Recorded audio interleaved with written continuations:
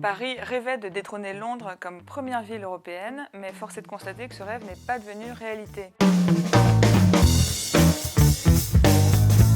Le récent classement du gestionnaire d'actifs immobiliers La Salle place encore Londres comme la première ville européenne.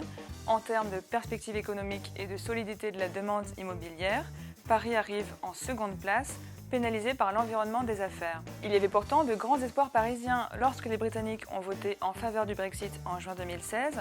Cela a fait chuter les volumes investis en immobilier d'entreprise à Londres, car beaucoup d'entreprises se sont dit qu'elles feraient mieux de se relocaliser sur le continent pour continuer à exercer leur activité. La Défense avait même fait de la publicité outre-Manche pour attirer les entreprises. Dans la finance notamment, beaucoup de groupes, banques et assureurs craignaient de perdre leur passeport européen et ont donc annoncé des déménagements vers Dublin, Francfort, Luxembourg et Paris. Mais beaucoup sont restés des effets d'annonce. Sur la vingtaine de déménagements annoncés dans la finance à Paris, seuls 3 ont eu lieu: Bank of America, l'assureur américain Chubb et l'autorité bancaire européenne ont tous les 3 pris quelques milliers de mètres carrés à Paris. D'autres entreprises ont simplement muté 10 à 20 personnes dans leurs locaux existants et le reste est encore à l'état de projet. Bref, le Brexit a représenté une goutte d'eau dans l'immobilier d'entreprise en Île-de-France.